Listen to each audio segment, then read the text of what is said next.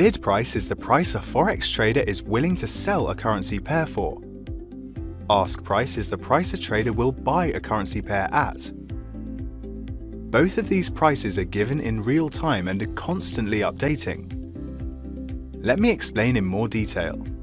The British pound against the US dollar has a bid price of 1.2072. That's the price a trader wants to sell the pound US dollar. For example, a seller who thinks a currency will decline might sell at the bid price to take advantage of the fall.